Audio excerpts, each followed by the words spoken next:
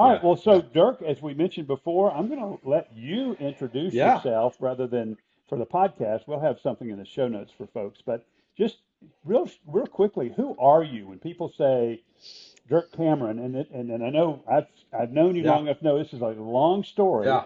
You only got a minute to tell the highlights, and then we'll get into your story. What's actually going on? But who are you? Man, I am a follower of Jesus, trying to be as dependent, as obedient to his call, and as faithful to his call. And it's been a roller coaster since 1989. But I would just say where it all started is when I came to Christ and I was discipled in the Great Commission through Crew at Texas Tech. And that was the foundation that God laid in my life. And then shortly thereafter, I had a chance to go full time ministry, full time accounting. My background is accounting CPA. And the Lord made it real clear, I want you to go in business. And that was clearly the foundation for what he's done through my life over the last 40 years.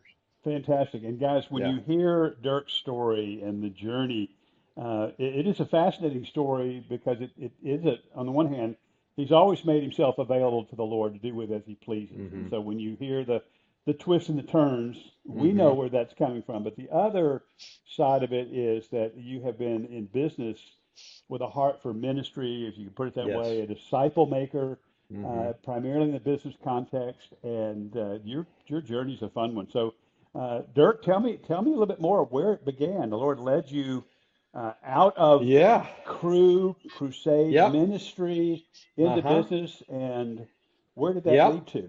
Yep. I came out of college. I said no to a full-time offer at PricewaterhouseCoopers. I said no to Crew to go and raise support. And I went to Europe for 5 months on a summer project to Czechoslovakia with Crew. And then a buddy of mine who actually led me to Christ, we traveled Europe for 4 months, not 4 years. And it was there in Scotland. My last name's Cameron, roots in Scotland. And the Lord said, I want you to go home and go into business. And I thought, oh my, I'm a relational person. I'm going to go back and do accounting. But I was obedient and I was faithful. And fast forward because of a desire, I'm a cross-cultural business guy. I tell people in the US, I'm a 50-50 guy. Go across the border, man, I'm top 5% in business. I love other cultures. My Mhm. wife's from Colombia, long story there. Met through her brother. They came to Christ as international students in 1987. Met her older brother. We became roommates, met his younger sister. So at age 25, looking to do something else, and I quit my job at Deloitte at this time doing auditing, and wife's mother's Mexican, dad's Colombian. They had to leave Colombia in the 80s because of the violence and the situation and moved to Mexico. Hmm. So I went down 91, learned Spanish, and we got married in 93 in Mexico. And as the Lord would have it, 6 months later, I got a job offer down in Ecuador to be a international controller for an oil trading company.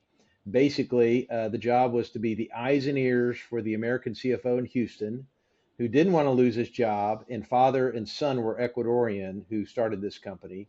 And so we had an incredible 4 years from 93 to 97, but it was at the end of that time when the Lord planted the seed of business as mission. Wouldn't have called it then, but I looked around and I said, okay, all the churches are turned inward, very similar to the US, but we need missional leaders in business Mm. and the arts and politics.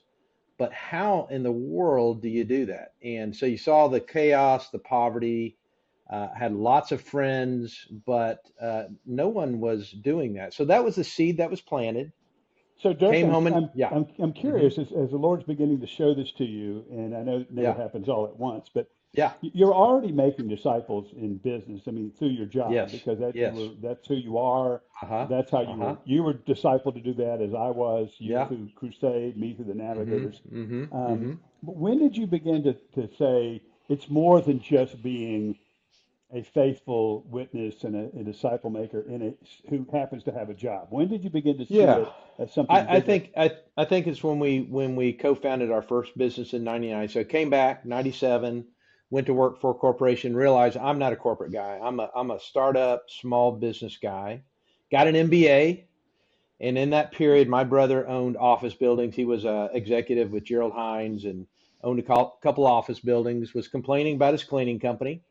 And I said, that's Hispanic based. I speak Spanish. What if I started a company for you? So my brother-in-law, who was a banker, the Colombian, and I started a small cleaning company in summer of 99 in between my 2 years at Rice getting my MBAs. And we said, let's look in the technology sector. And in late 99, a friend of ours started a web development company in 92. We're convinced he Wow. was the first web development company in Houston. And maybe He in the worked for world. NASA, worked for NASA and Yeah. built a website for his lab. So we invested in his company, and the CPA who didn't know what he was made for, we had the tech guy, my brother-in-law is the operator, the finance and the operator. We needed a sales guy. So I became the sales guy and loved it. So that's when I began to start saying, okay, I've got my own company. We had an online hotel reservation booking engine. So that was a hot time that all of a sudden people are starting to book hotel reservations Mm-hmm. online. And so it was when the Lord planted that seed and said, okay, you've got your own company. I'd always thought that it made sense that if we could raise up missional business leaders, successful, $1 million in sales or more, but they identified as followers of Jesus, they lived beneath their means. And when people asked them, well, why do you follow Jesus now? You're successful. They said, Mm. well, it has nothing to do with that. He's the way, the truth, and the life. That message, that simple message would resonate. And so that's where the seed was planted in 2000, 2001. And in 2002, we had an opportunity to begin to outsource some work down to Ecuador through a missional operator that I knew back in the 90s. And then we also said, hey, we've got to be in Europe. 75% of hotels are independent in Europe. And what we offered was Mm-hmm. basically we helped independent hotels compete against branded properties with a central reservation system. And so we hired what we would call a traditional missionary, but he had 2 years of real sales experience in Latin America before going to the field.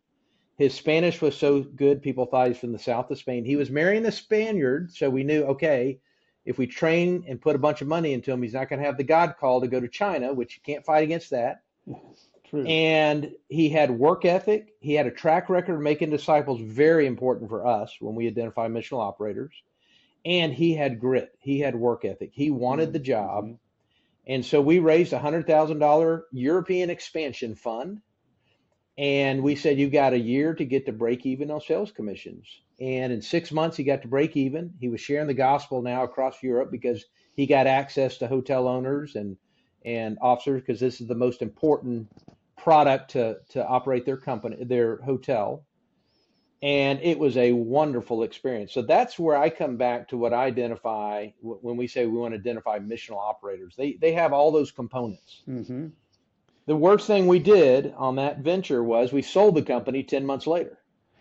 And if we had had kingdom minded investors, what would we have done? We'd said, hey, let's cash flow this. We can put a guy in Dubai. We can put a guy in Istanbul. We can put a guy in Cairo. There's hotels everywhere.